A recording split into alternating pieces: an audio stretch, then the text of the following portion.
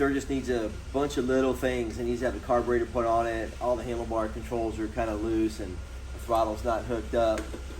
Got to do something with the exhaust pipes. Got to put the dash back on. It needs, you know, just a laundry list of things done to it. But the biggest thing it needs is up under this dash panel. Somebody had, I guess, a Sportster tank mounted on this motorcycle at one point. And in order to do that, they cut off all the top fuel tank mounts off of the frame, and they're missing. That's the bad news. The good news is I've cut dozens of these off of motorcycles over the years, over the last 35 years. I've cut off dozens of these and I saved them. So I have those mounts in a box, so I'm gonna pull these tanks off, grab an old set of fuel tank mounts that I have, weld them back on this frame, and then I can run it back with the original fat bobs and kind of get this baby back on the road. So I got to pull these tanks off of the Sturgis so I can do the welding on the frame. They have fuel in them because the bike is running. So I'm going to use the FlowFast fuel caddy here with its pump. It's a reversible pump. What's so nice about it is I can pump fuel into the tank, or I can actually crank the pump in reverse and drain the fuel out of the tank. You know, if you drain it from this 1/4-inch fuel line, it takes a long time and fuel gets all over the place when you're trying to do it. I use this thing. I can suck all the fuel out of the tank. And then I don't have gasoline all over my floor. I don't have a fire hazard because I'm going to be welding here in a few minutes. So the last thing I want is fuel and the spark from my weld in the same proximity to each other. So let's go ahead and put the nozzle in there. And you got to clamp this down real good so that it can't pull out and spill fuel. So I always use a safety clamp. And it's as simple as this. I got to open the vent on the tank so that I'm not pressurizing. And there goes my fuel out of the tank.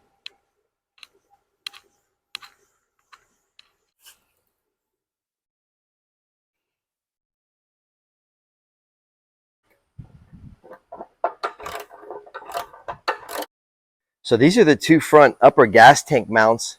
There should be a big piece of forged steel that welds to the frame right here that holds these two tank mounts and has a big bracket for the dash, the speedometer, the tachometer to mount. Here's an example of the dash mount that should be here. You can see this part here is that part there. So that would line right up with that. This would go in. The speedometer cable would go through this big hole right here in the center. And then all this stuff is going to be what would hold your gauges up. So I'm going to go ahead and weld this back onto this frame. Additionally, there should be two mounts on the frame back here. You'll see when I pull the tanks off, but these two mounts are supposed to hold these tanks up in the back, and theirs are gone as well. So I got to put those on. Then I can get the tanks back on, fill it back up with the FlowFast, and I'm ready to ride. This is the neck forging, and a part of the neck forging that holds the top gas tank mount on and the speedometer gauge cluster on is missing. So I've got this one that I'm going to weld on, but it's been cut off, so it's missing pieces, and it, you know, kind of has to ride in here probably about like that. This is the hole that the speedometer cable runs through. It goes, the speedometer cable goes up through the bottom here. It comes up through the top. That speedometer cable hole has to line up. So I'm gonna put that forging in there. I'm gonna use a socket with an extension on it to help me line it up. Just kind of gives me a guide to make sure as I start welding, and I'll shim this up and hold it. And I'm gonna show you how I align this piece. I'm just gonna tack weld it in and test it. This isn't a science, this is an art.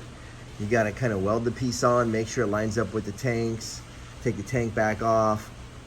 There's a lot to this, but if you get it on wrong, it's gonna break the gas tank mount tabs. It's a really common thing on pan heads, shovel heads, and knuckleheads, that if you don't have the tanks mounted right, if the frame's hit and bent and the mounts are off, it breaks the tank tabs and it just becomes problematic. So I'm gonna get this thing on straight, right one time, and I'm gonna show you how I do it. I got this upper fuel tank and dash mount forging, and here I'm using my socket and extension to align it with the speedo cable hole. And I have a nut holding up in the back just to kind of keep it aligned. And then check this out. I use a piece of 5/16 inch steel rod, because this is a 5/16 inch bolt hole that holds the tanks together on top. So I use a piece of 5/16 inch steel rod, and I put that in there, and it gives me a good visual indicator of my alignment. So it's a little bit off right now, but I can look at it from the rear, and then I can look at it from the top, and it'll tell me if I'm aligned just visually. You know, it's not perfect, but it get me really, really close. So when I tack weld, and this thing might pull around, I can pull on this rod and get the piece on straight and then go back and tack in other spots, and that's how I get it in there in alignment. So using a really good visual indicator like this piece of steel rod really helps me get this piece on straight. Got a little tack weld right there on my upper tank and dash mount forging. You see I've got a tank hung over here, so what I did is I've got that 5/16 rod. You see it's level and it's square to the backbone and the top plane too. So what I did was I took the tank from the left side and I hung the tank up, and I just, you know, slid it right over that piece of rod because that's where the mounting bolt is going to go. I just want to make sure it's going to line up at the bottom. You can see right there the bolt hole lines up at the mount on the bottom too. So I'll go ahead and finish weld this thing up so that it's on solid. And then I got to go ahead and put these back mounts in. There's a bolt hole right here where the rear mount goes, and there's where these rear tabs go. And I got to get these tabs on, so I'll get the front mounts done first, and I'll go ahead and do these rear tabs, get everything welded up. I'm ready to bolt these tanks back on, put some gas in it, and start it up. Before I finish weld this, I'm going to do a couple things. I'm going to go ahead and pull my socket, my extension out of there so I don't weld that thing in. And the other thing I'm going to do is, I got this big gap in here that I don't want to have to gap weld. I'm taking a piece of this 5/16 rod that I was using to line me up here, and just kind of put it up in here and use it as a filler material for me to weld against. It's going to help me a ton not having to fill that gap with filler rod.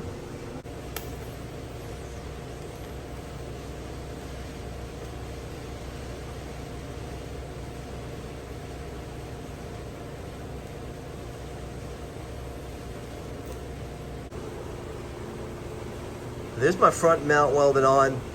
I got my 5/16 piece of steel rod in there as my visual aid to double check my alignment. Everything lines up good. You can see I went ahead and ran a couple TIG welds in to weld this piece in. I'm gonna go ahead and leave this gap in here for now. I have a really good strong weld front and rear on that. It's not gonna go anywhere. But to really fill this, I wanna use a piece of round pipe to go around where that speedometer cable is gonna go and fill this front with another piece of metal. And to do it right, I need to lay the frame flat on its side. And I really probably have to take the bike apart to do something like that. I could blend it in so that you'd never notice it was repaired, but I'm gonna go ahead and do that at a later date. You know, if I ever have to take this bike apart for some reason, I can go ahead and do that then. But right now I'm gonna go ahead and put these rear mounts on, get the tanks on, and kind of line up the rear mounts and try and finish this job up. This is the inside of the left gas tank. I've got the rear mount bolted to the tank, and that mount is going to weld right to this area that I've scraped the paint away off with the grinder. So I'm going to go ahead and line this tank up, get this mount position, and TIG weld that mount into place. I got the left side tank bolted onto the bike. I got a top mount bolted right here, and the bottom mount's right there in front of my fingertip. And then the rear mount, which is the third mount, is right here, and I'm going to weld that on next. I'm going to come right down in here and weld from this side and tack it on, and pull the tank back off and weld it from the other side and get a good solid bond on both sides of it. But basically that bracket is welding to this spot on the other side of the frame. I showed it to you earlier. So the nice thing about it is I have a really good fit to the frame back here. Nothing's contacting the frame. The tank isn't all stressed out. When I'm done welding these mounts on, these tanks are gonna fit just like they did when this thing left Milwaukee in 1980.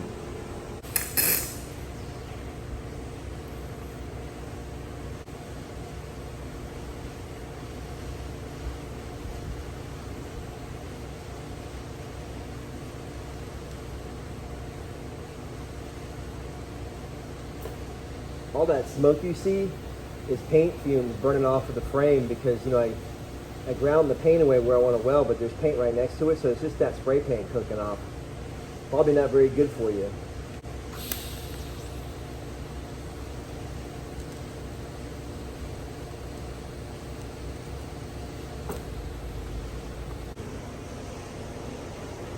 There's that nice little TIG weld right down here on that mount. Once that cools, I'll go ahead and pull the tank off and weld the other side of it.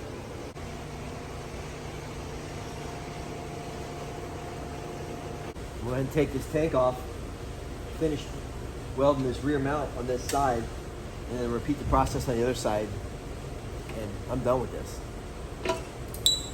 Here's the back side, the unwelded fuel tank mount from this left side. I'll go ahead and weld this little gap right here, fill it with TIG rod, and move to the other side. More foolishness, this rear fuel tank mount on the right gas tank was all stripped out. So I have to put a helicoil thread insert in it. So I'm tapping the steel threaded bung. It used to be threaded, it's not threaded anymore, but I'm tapping the threaded bung now for the helicoil insert so that I can mount this tank.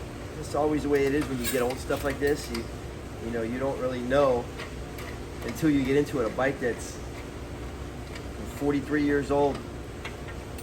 A lot of people had their hands on it and didn't know what they were doing, and they were just, you know, fixing it to try and keep it on the road. A lot of times roadside repairs, you know, and so they would just do whatever they could to band-aid it and just leave it that way. And I'm not like that. You know, I like to ride and I like to enjoy my riding, and I like to do my work in the shop. And if I got to work on the side of the highway, I want to be working on somebody else's bike, helping somebody else out, but not on my own stuff. So, you know, I go back and fix this stuff right for the first time in 10 years, 15 years. God knows how long this has been this way, but I'll fix it, and then we won't have that problem anymore, you know. So that's just kind of how I do stuff. But when you work on old stuff like this, you just find dozens of things that are done sloppy that might work, but they are going to cause you problems soon. So just try to eliminate all those things as fast as you can. Go ahead and put this thread insert in.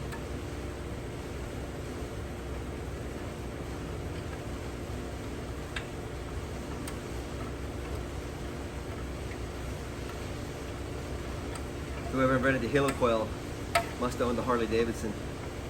Here's my thread insert inside that gas tank mount. There's the fat bob mounts welded back to the backbone of the frame of the 1980 Harley-Davidson Sturgis. I'm gonna touch up this paint a little bit and bolt these tanks on. This is my Dyna ignition pickup plate that goes inside the cam cover on the Sturgis Shovelhead engine. And there's two screws, they call it a standoff screw, that go in the cam cover to hold this plate down. So this little threaded rod holds the plate down and screws into the cam cover. And then another screw goes into the end of this and holds the points cover on, or the timer cover on. Well, I don't know if you can see this one. Another nice surprise I found is you can see on the front hole, the front standoff screw hole is clear and good, but the rear hole, somebody left me a nice surprise and broke that standoff screw in there. So I gotta get that out. This is something that's really common to find, you know, and everything from the Evos back, you know, all the way from 1970 to the late 1990s, you know. I'd probably say 50% of the bikes I've come across have had one of these busted off, so I'm gonna go ahead and get that out now. Here's how I get these broken screws out. I took a center drill and started to drill the end of it just to get, it's been broken off for a long time, so it was real rusty on the end. So I used a center drill just to get some fresh, clean metal on the outside. Then I'm gonna come in with this bolt, and I'm gonna weld this bolt a little bit off center, doesn't matter, but it's gonna allow me to come in with my TIG torch and get a good bond between my bolt and the broken off screw. And then once it cools, I'll take an Allen wrench and I should be able to pull this out. And the nice thing is that the heat from the welder is gonna bond this bolt to the screw that's broken off in there, but the heat's also gonna free up whatever corrosion or dirt or anything may be in those threads that's trying to keep that screw locked in there. So I'll show you how I do this. I'm gonna weld this on right now and then we'll pull it out. I use the Allen wrench to hold this bolt so that my finger doesn't get super hot. And then you melt these two together. So you can see my bolt is welded on there. I'm gonna let that cool off a little bit, and then I'm gonna try and twist it out.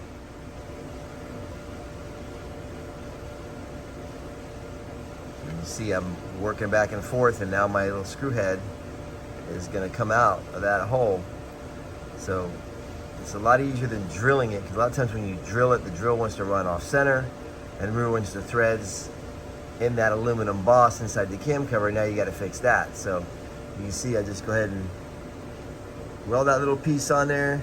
The heat helps free it up. Yeah, it ain't pretty, but all's well that ends well, right? Booyah. Go ahead and put my advanced unit back in there. Advance your spark as the engine increases in RPM. See how as those weights fly, that timing rotor advances.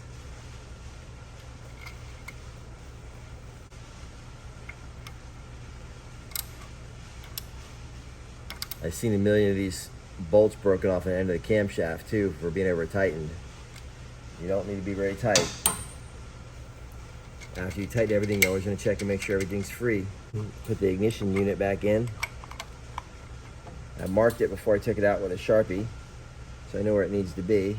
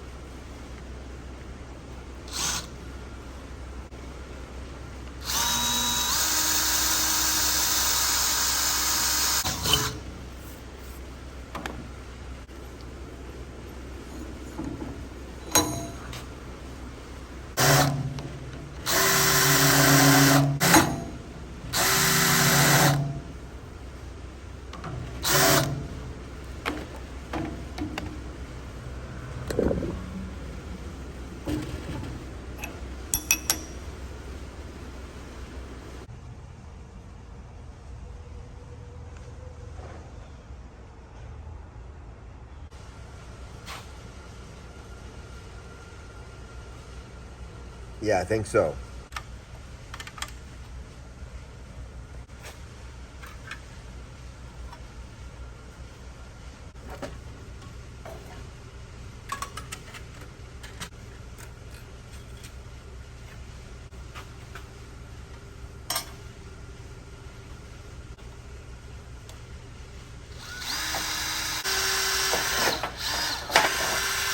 I just use that rivet to locate the plate so the plate doesn't try and slide around on the tin as I drill these other holes. As I drill each hole, I'll put another rivet in to locate it even better.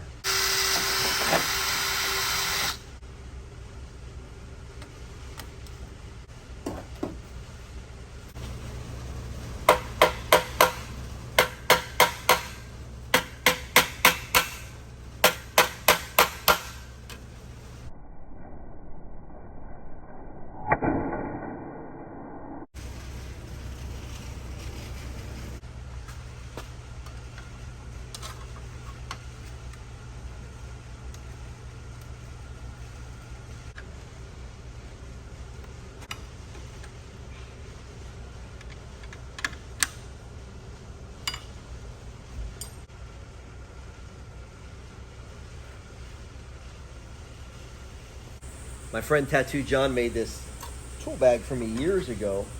I had it on my 1948 flathead forever. And I sold that bike a few years back and kept the tool bag naturally because it was a gift. But I'm going to put it on here I think an old 1980 Shovelhead SuperGlide looks great with a tool pouch on the forks.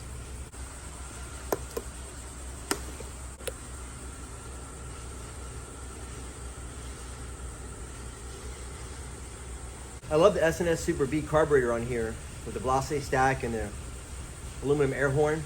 I love the look, but I also love the look of the original Harley-Davidson ham can air cleaner that goes on here. This one had the black ham can air cleaner with the 80 cubic inches on it. So I'm gonna put the original carburetor back on this bike, see how it runs, see how I like it. Obviously I'm gonna keep this Super B, I've had this for a long time. I'm gonna switch the carburetor back to the stock carburetor with the stock air cleaner, see how I like it. If I don't like it, I can always put this back on. So something I always do before I try and mount a carburetor intake manifold is I always check the intake manifold fit. You know, these heads can get rotated at a funny angle. It doesn't take much and the manifold doesn't fit. This one actually happens to fit really nice. Sometimes if you flip it over, it'll fit better, and this one actually does fit better when I flip it over. So it didn't fit bad the other way, but this is a really nice fit here, so I'm gonna run it this way. So it's the first step I always do. And the next thing I do is something that I showed you when I did the world's ugliest shovelhead. And if you don't remember the world's ugliest shovelhead, go ahead and watch that video. I'll put the link in the video below. But when I put these O-ring manifolds on, I take the O-ring and I roll it up over the high spot of the manifold. You know, the O-ring is supposed to ride right here. And I push it up over the high side of the manifold flange. It's easy to get in there. I go ahead and put the manifold in. I roll the O-ring off the edge of the manifold, the high side, and now it holds the manifold into place. And that's the easiest way to get those O-rings in there. A lot of people struggle getting both O-rings in at the same time. That's my little trick that I do it. I show it to you maybe a little bit more in depth in the world's ugliest shovelhead. Go ahead and watch that video.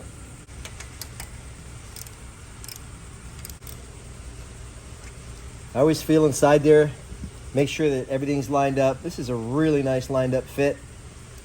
I'm gonna go ahead and get ready to put the carburetor on.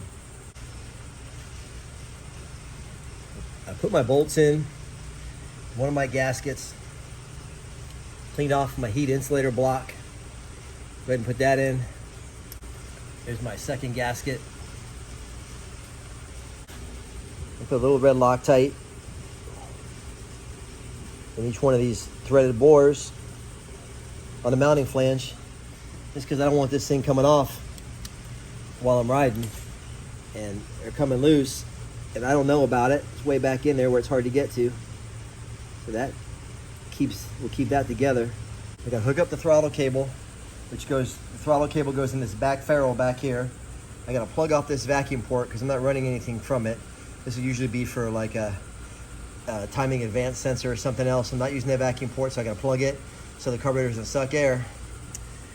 And then hook up the choke cable, which has to go from the other side so that you can choke it, because once you have the ham can air cleaner on this, you can't get back behind here to do anything. So I'll hook that up first. And one of the things I like about this carburetor is when you choke it, this little mechanism back here is an idle speed advance, or your idle speed adjustment. So what happens is, there's your regular idle when it's warm, but when you have the choke on, it ups your idle, which makes it easier to kickstart.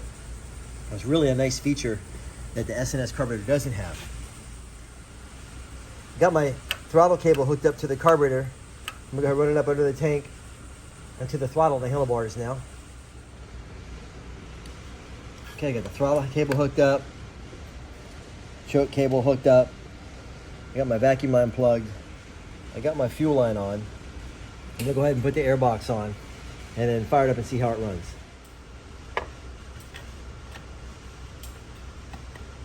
I'm gonna go ahead and line this up and hold it with one bolt.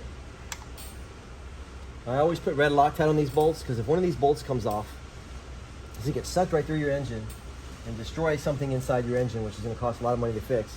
So always red Loctite on them. Only takes a little drop.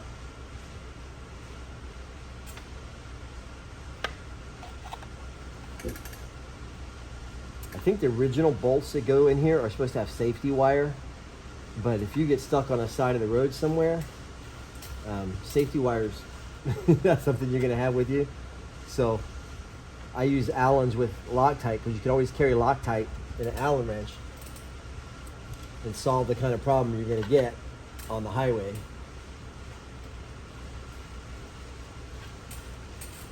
I'll pull this one back out and put Loctite on it.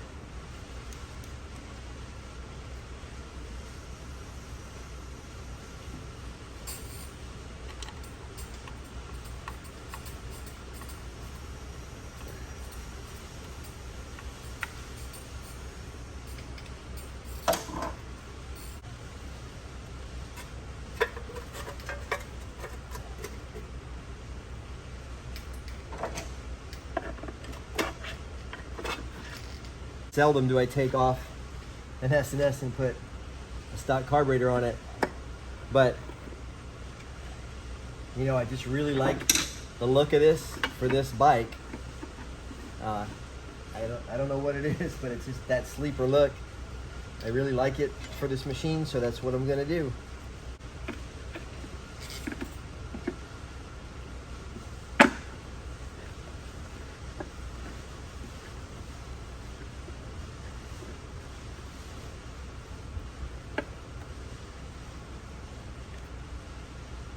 And to be honest with you, I like how the bike is kind of skanky. I like how the air cleaner cover is skanky, and the tanks are, and everything on it's kind of a little rough. You know, it's not a little showboat that somebody's kept in their garage. It reminds me of my guitars. You know, my guitars are kind of old and a little on the beat side, but they're great instruments, and the reason they're beat is because somebody enjoyed them so much that they wanted to play them. And the same with this bike, somebody liked it so much they wrote it. And when you ride them, they get beat a little bit. And that's what's happened here. Now this oil line comes off the back of the air box and goes to the crankcase vent. I'm gonna go ahead and hook that up now. It's underneath the bike, you can't see it, but the carburetor sucks the crankcase vent oil back in through the filter and in through the engine, and basically kind of burns it off as it goes out the exhaust pipe, so it doesn't just go out to the environment. Little 1980s pollution control for you there, but anyhow, you know, you can see this thing, it's got a good look. I kind of like it. I think it looks good on the bike.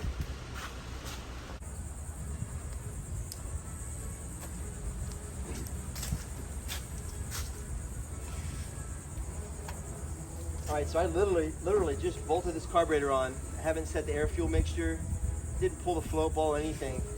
I turned the gas on and gave it a couple of squirts with the air box off, and the accelerator pump was pumping. The carb is super clean, so I'm going to give it a try and hope it runs. My guess is as good as yours.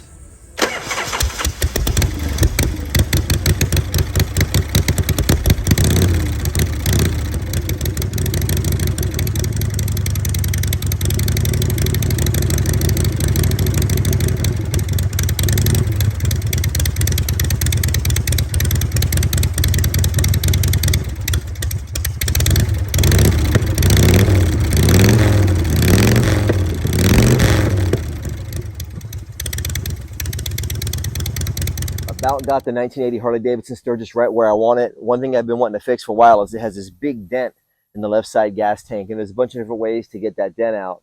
I'm going to show you an interesting way to get this out. In order to get that dent out, I got to get the fuel out of the gas tank.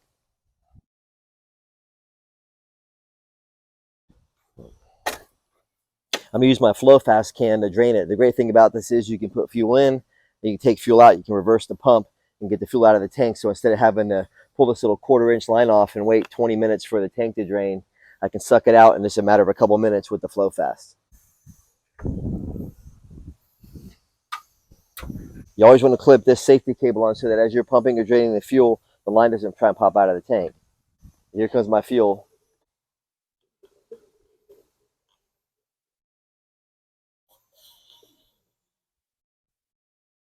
See, this does it so fast that I've drained the left tank and the right tank is still trying to cross feed fuel in a 1/4 inch line. So this shows you how much faster this can take it out.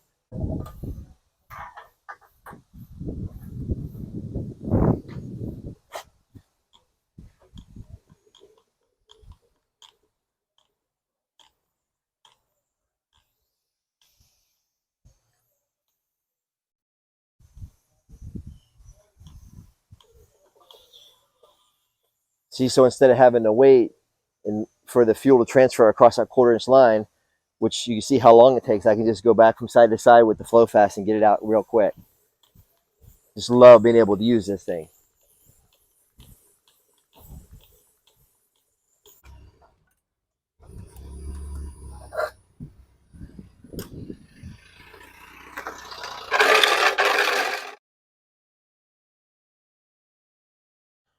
Okay, I'm going to regulate air pressure going into the tank with this air valve. I got the cap on. I got the cross feed line blocked so no air can really get out. So a little bit of air can escape across one side of the tank to the other, which isn't a nice thing. You want some of the air to be able to bleed off, but watch as I put some pressure on this.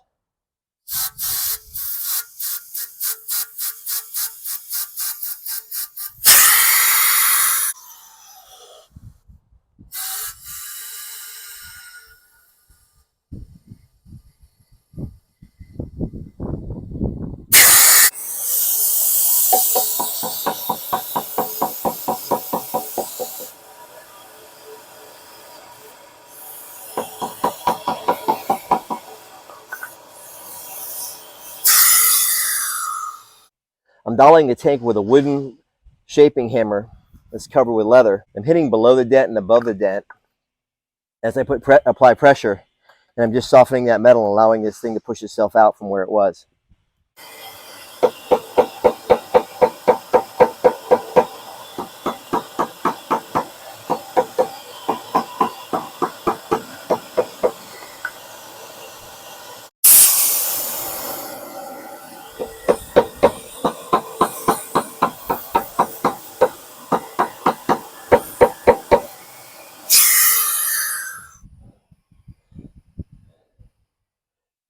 And you can see my dent's gone.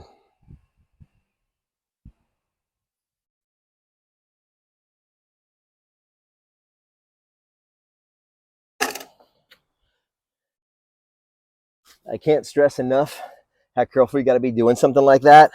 It's really easy to blow a tank up, but I had a lot of pressure in this. It probably had 25, 30 PSI in it. And you see it got that dent right out for me. So now I'm going to go ahead and fill the tank back up with the flow fast and go for a ride.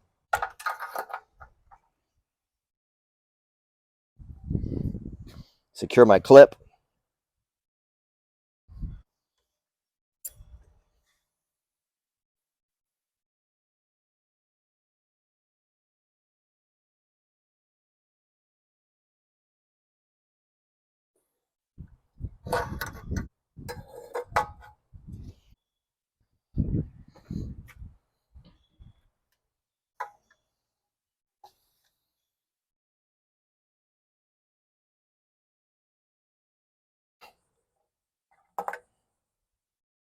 Then to avoid spill, I just pump it back into the tank. My line's empty, and I'm ready to go riding.